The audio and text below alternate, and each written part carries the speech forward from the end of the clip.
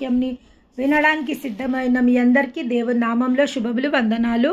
ఈరోజు దేవుడు జకర్యా 9వ అధ్యాయం 12వ వచనం ద్వారా మనకిచ్చిన వాగ్దానంను బట్టి ఆయన నామానికే మహిమ కలుగునుగాక. నీ కోట్లను మరలా ప్రవేశించుడి, రెండంతలుగా మీకు మేలు చేసేదనని నేడు నేను మీకు తెలియజేయుచున్నాను. దేవుని నామానికి మహిమ కలుగునుగాక. ఈరోజు రెండంతల దీవెనలతో దేవాది దేవుడు మన ముందర ప్రత్యక్షమైనందుకు ఆయన నామానికే మహిమ ఘనత ప్రభావములు కలుగునుగాక. మీ కోట్లలో మళ్ళా ప్రవేశించుడి, రెండంతలుగా మీకు మేలు చేసేదనని నేడు నేను మీకు తెలియజేస్తున్నా. నేడు టుడే ఈరోజు నేను మీకు తెలియజేస్తున్నా. ఏంది అంటే ఈరోజు మీ అందరినీ నేను రెండంతలుగా దీవించబోతున్నా. రెండంతలుగా దీవెనలు మీ తలపై రాబోతున్నాయి. నేను రెండంతలుగా మిమ్మల్ని దీవించబోతున్నా. నిశ్చయంగా మాట ఇచ్చిన దానికి నెరవేర్చడానికి సామర్థ్యత కలిగిన దేవుడు పలుకుతున్న మాటలు ఏంటంటే నేను నిశ్చయంగా మిమ్మల్ని రెండంతలుగా దీవించబోతున్నా. దేవుని నామానికి మహిమ కలుగునుగాక. దానికన్నా ముందు భాగంలోకి వెళ్ళిపోదాం. 11వ వచనంలో నుంచి, మరియు నీవు చేసిన నిబంధన రక్తమును బట్టి తాము పడిన నీరు లేని గోతులో నుండి చెరపట్టబడిన నీ వారిని నేను విడిపించెదను. బంధకంలో పడి ఉండియు నిరీక్షణ గల వారల్లారా, మీ కోట్లను మరలా ప్రవేశించుడి. దేవుని నామానికి మహిమ కలుగునుగాక. ఈరోజు ఎవరితో మాట్లాడుతుండు దేవుడు? ఎవరికి రెండంతలు గల దీవెనలు? దేవాది దేవుడు స్పష్టంగా సూటిగా మాట్లాడడం జరుగుతుంది. ఏమంటుండంటే, మరియు నీవు చేసిన నిబంధన రక్తమును బట్టి, నా యొక్క నిబంధన రక్తమును బట్టి. ఎవరితో చేసిన నిబంధన రక్తమును బట్టి? మనతో ఆ దేవాది దేవుడు చేసిన నిబంధన రక్తమును బట్టి ఈ మాటలు ఆయన మనతో మాట్లాడుతుండు. ఏమని? తాము పడిన నీరు లేని గోతులో నుండి. మన పరిస్థితులు ఎట్లున్నాయంట? నీరు లేని గోతులో పడిన స్థితి వలె. నీరున్న గోతులో పడితే ఏమైపోతాము? మునిగిపోతాము. కానీ మన పరిస్థితి ఎట్లుందంట? గోతిలో ఉన్నాము, కానీ ఆ గోతిలో నీరు లేదు. భయపడుతున్నాము, అల్లకల్లోలం అయిపోతున్నాము, భయపడుతున్నాం, కానీ మునిగిపోయే అవకాశము లేదు. ఎందుకంటే ఆ గోతిలో నీరు లేదు. చూడండి, అపాయంలో ఉపాయం లేని వారం కామంటే ఇదే. దుష్టును శోధించడానికి దేవాది దేవుడు దుష్టుడు శోధిస్తుండగా ఆయన మౌనంగా చూస్తుండు. ఎందుకు మౌనంగా చూస్తుండు? ఎందుకు? ఆ దుష్టుని ఆయన ఎదిరించలేని శక్తి లేని వ్యక్తియా? కాదు. ఎందుకు మరి మౌనంగా ఉన్నాడు ఆ దేవాది దేవుడు? ఎందుకంటే ఆయనకు తెలుసు, నువ్వు పడింది నీరు లేని గోతి. నువ్వు ఆ నీళ్లలో పడ్డా నువ్వు మునిగిపోలేవు. జలములలో పడి నడిచినా నువ్వు మునిగిపోలేవు. అగ్నిలో పడి నడిచినా నువ్వు కాలిపోలేవు. ఎందుకు? నన్ను బట్టి. ఆనాడు శద్రక్ మేషక్ అబేద్నెగో ఏం చేసిండ్రు? ఆ యొక్క రాజు ప్రతిమకు మొక్కమన్నప్పుడు వాళ్ళన్నారు, మేము మా దేవుడి ఎదుట తప్ప ఎవరి ఎదుట మేము సాష్టాంగ పడలేము అని. వాళ్ళు మీరు ఏం చేసినా మాకు పర్వాలేదు, కానీ మేము మా దేవుని సన్నిధిలోనే మా దేవుణ్ణి ఆరాధిస్తాము, మా దేవుని సన్నిధిలోనే మేము సాష్టాంగ పడతామన్నప్పుడు ఆ యొక్క శద్రక్ మేషక్ అబేద్నెగోని అగ్నిగుండంలో వేయబడ్డది. రెండంతలు గల అగ్ని. ప్రతి అగ్నిగుండంలో వేసే ఆ మనుషులకు ఒక్కంచెల గల అగ్నిలో వేస్తుండే మామూలుగా ప్రతి ఒక్కరికి. కానీ వీళ్ళ మీద వారి కోపం రగిలింది. వీళ్ళు మా మాటకే విరోధంగా ఉన్నారు అనేసి ఆ రాజు చెప్పిండంట, ఆ యొక్క అగ్నిగుండంని రెండంతలు గల వేడిమితో మండించండి. రెండంతలు గల అగ్నితో ఆ యొక్క అగ్నిగుండం మండించబడ్డప్పుడు ఆ యొక్క శద్రక్ మేషక్ అబేద్నెగో వారిని ఆ యొక్క అగ్నిగుండంలో తోసివేసినప్పుడు ఎవరైతే తోసివేస్తుండ్రో ఆ సేవకులు కాలిపోయినరంట. అంత ఆ వేడిమికి తట్టుకొనగల సామర్థ్యత చాలా దూరం వరకు ఆ అగ్ని ఆ వేడిని పుట్టిస్తుందంట. ఆ అగ్నిగుండంలో వారిని వెయ్యనికి పోయిన వ్యక్తులు కూడా కాలిపోవడం జరిగిందంట. అంత వేడిమిగా అగ్నిగుండం రెండంతలుగా మండుతుంది. ఈరోజు రెండంతలు గల కొలిమి లాంటి శ్రమలలో మీరున్నారా?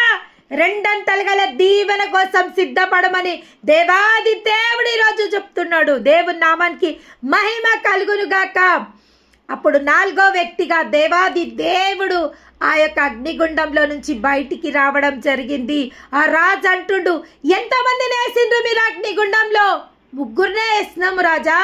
మరి 4వ వ్యక్తి ఎవరు? ఒక 4వ వ్యక్తి అగ్నిగుండంలో తిరుగుతుండంట. ఆ వ్యక్తి ఎవరంట?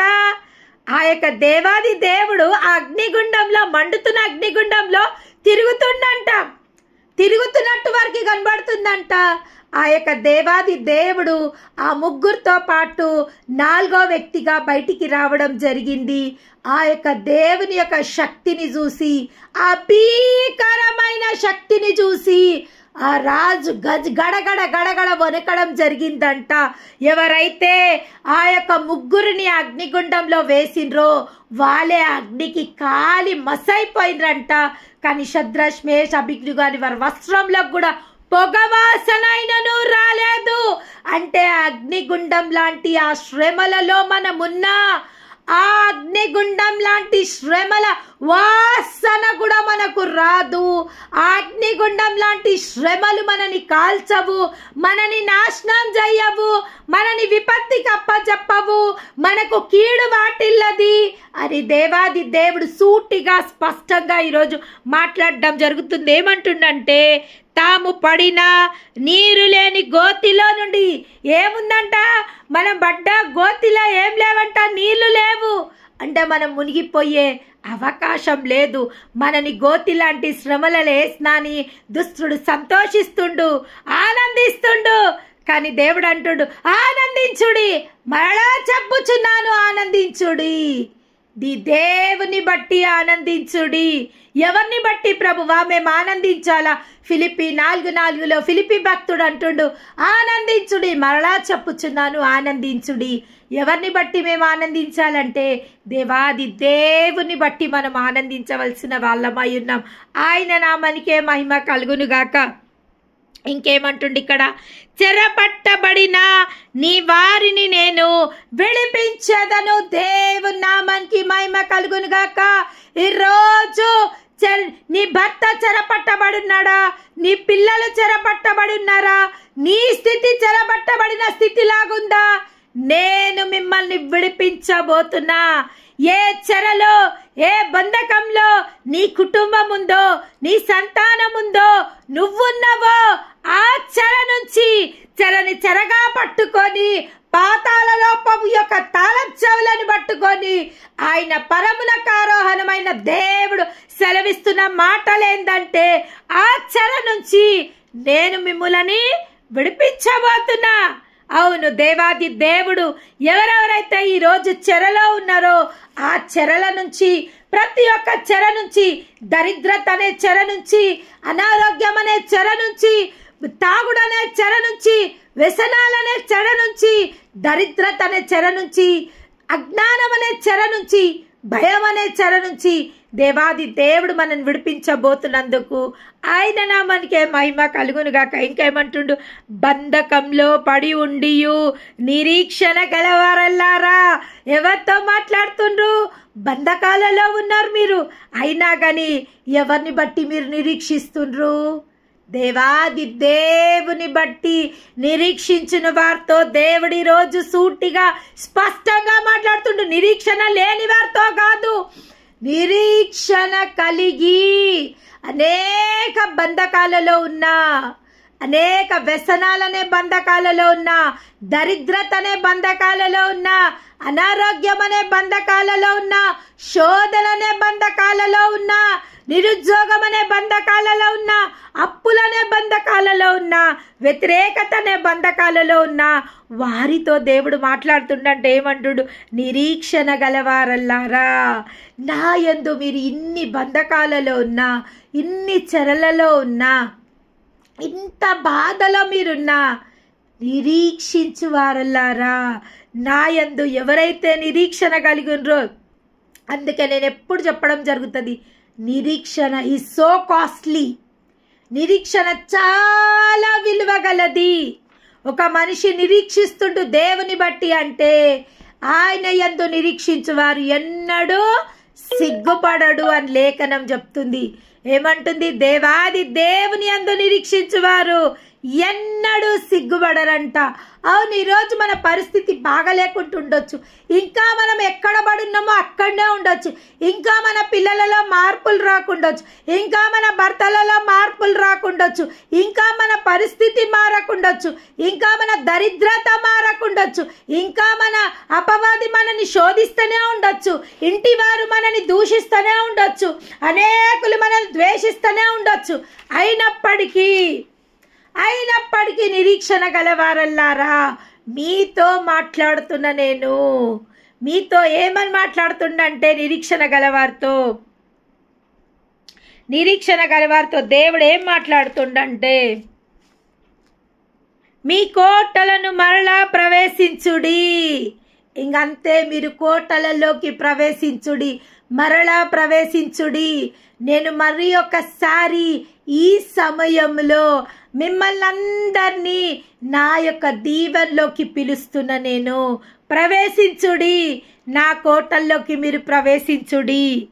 రెండంతలుగా మీకు మేలు చేసేదనని మీరు ప్రవేశించ తోడనే రెండంతలుగా నేను మీకు మేలు చేయి ఉద్దేశించుచున్నాను గనుక భయపడకుడి అని రోజు దేవాది దేవుడు సెలవిస్తుండు.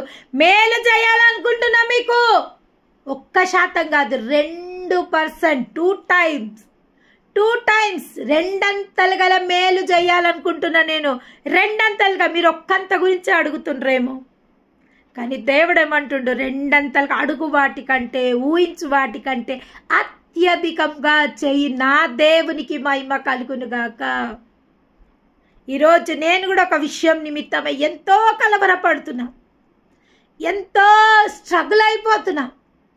ప్రభు, ఆ రోజు అందరితో మాట్లాడుతున్నావు, నాతో కూడా మాట్లాడుతున్నావు, కానీ నేను సీరియస్గా తీసుకుంటలేనా మరి అని నేను ఈరోజు సాయంత్రం దేవుని ప్రశ్నించడం జరిగింది. దేవుడు ఈరోజు నాతో కూడా మాట్లాడుతుండు.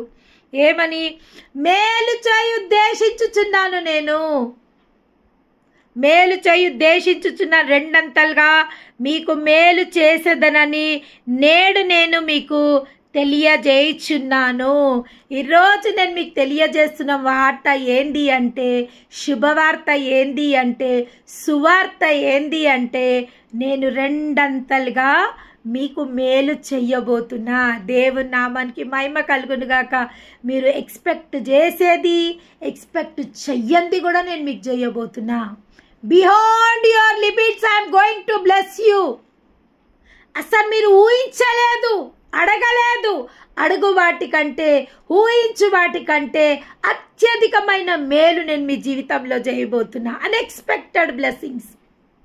మీరు ఎక్స్పెక్ట్ చేసింది 1%, కానీ మీరు ఎక్స్పెక్ట్ చెయ్యంది 1% కలిపి 2% నేను మిమ్మల్ని దీవించబోతున్నా. రెండంతలుగా నేను మిమ్మల్ని దీవించబోతున్నా అని దేవాది దేవుడు ఇక్కడ సెలవివ్వడం జరుగుతుంది. ఇంకా ఆయన ఏమంటుండంటే, కడవరి వానకాలము వర్షము దయచేయుమని యెహోవాను వేడుకొనుడి. ప్రతి వాని చేనులో పైరు మొలుచున్నట్లు యెహోవా మెరుపులను పుట్టించుచు ఆయన వానలను మెండుగా కురిపించును. ఏమంటుండ ఆయన వానలని మెండుగా కురిపించును. దీవెన వర్షంతో దేవాది దేవుడు మనని కప్పబోతున్నందుకు ఆయన నామానికే మహిమ కలు. కడవరి వానకాలము వర్షము దయచేయమని. తొలకరి వాన వర్షంలో మనం ఉన్నాం. జూన్ అంటే తొలకరి వర్షాకాలం. జూన్, జూలై, ఆగస్టు ఇది తొలకరి వర్షాకాలం. కడవరి వర్షాకాలము అంటే ఆగస్టు, సెప్టెంబర్, అక్టోబర్. మళ్ళీ నవంబర్ నుంచి చలికాలం స్టార్ట్ అయిపోతుంది. ఇప్పుడు తొలకరి వర్షంతో దేవుడు మనని కప్పబోతుండు. కానీ ఇక్కడ ఏమంటుండంటే, కడవరి వర్షం కూడా మాకు దయచేయి. తొలకరి వర్షపు దీవెనలు ఇంకా ఇప్పటి వరకు మేము పొందుకోలే ప్రభువా, 2 నెలలు అయిపోతుంది, వర్షాకాలం స్టార్ట్ అయిపోయి జూన్ జూలై ఆగస్టు అయిపోయింది. ఇంకా తొలకరి వర్షపు యొక్క జల్లులు మమ్మల్ని తడపలేదు, తొలకరి వర్షపు యొక్క దీవెనలతో మేము కప్పబడలేదు అని ఎవరెవరైతే అంటుండో, తొలకరి వర్షపు యొక్క దీవెనలు, కడవరి వర్షపు యొక్క దీవెనలు, 2 అంతలు గల దీవెనలతో దేవాది దేవుడు మనని తడపబోతున్నందుకు ఆయన నామానికే మహిమ కలుగునుగాక. ఏమంటుండంటే, యెహోవాని వేడుకొనుడి, ప్రతి వాని చేనులో పైరు మొలిచినట్లు యెహోవా మెరుపులను పుట్టించును, ఆయన వానలను మెండుగా కురిపించును. దీవెనల వర్షం ఆయన ఎట్లా కురిపిస్తాడంట? మెండుగా. దేవాది దేవుడు మన పైన ఆయన యొక్క వర్షపు జల్లులని కుమ్మరించబోతున్నందుకు ఆయన నామానికే మహిమ కలుగునుగాక. ఈరోజు దేవాది దేవుడు సెలవివ్వడం జరుగుతుంది. ప్రయాసపడి భారం మోస్తున్న సమస్త జనులారా నా యొద్దకు రండి, నేను మీకు విశ్రాంతిని అనుగ్రహింపబోతున్నా. ఇప్పటి వరకు అలసిపోయుండ్రా, ఇప్పటి వరకు వేసారిపోయుండ్రా, ఇప్పటి వరకు ప్రయాసపడి అలసిపోయినరా. ప్రతి ఒక్కరితో దేవాది దేవుడు ఈరోజు సెలవివ్వడం జరుగుతుంది. మీ ప్రయాస నాకు తెలుసు, మీ బాధ నాకు తెలుసు, మీ నిట్టూర్పులు నాకు తెలుసు, మీ దుఃఖం నాకు తెలుసు, మీ యొక్క అవమానం నాకు తెలుసు. ఎందుకంటే నిందకు ప్రతిరట్టు ఘనతని, అవమానంకి ప్రతిరట్టు ఖ్యాతిని, దుఃఖానికి ప్రతిరట్టు సంతోషమును నేను మీకు అనుగ్రహింపబోతున్నా. ఈరోజు నాకెవ్వరూ దిక్కులేరని ఎవరెవరైతే పాపోతుండ్రో వారందరికీ దేవుడే దిక్కు కాబోతున్నందుకు ఆయన నామానికే మహిమ కలుగునుగాక. అవును, నేను మీకు దిక్కు కాబోతున్నా. ఏ దిక్కులో నుంచి శత్రువు మీ పైన దాడి చేసినా, ఏ దిక్కులో నుంచి అపవాది మీ మీద దాడులు చేస్తున్నా గాని మీ అందరికీ నేను దిక్కుగా ఉండబోతున్నందుకు, కుడికైనను ఎడమకైనను నువ్వు కదల్పబడకుండా తిన్నని మార్గంలో నేను నిన్ను నడిపించబోతున్నా. దేవాది దేవునికి మహిమ కలుగునుగాక. అవును, దేవుడు మనని ఈరోజు మొదలుకొని మన జీవితాలలో క్షేమంని అనుగ్రహించబోతున్నందుకు, సౌఖ్యంని అనుగ్రహించబోతున్నందుకు, సంతోషము. మనని దేవుడు ఎందుకు పిలిచిండు?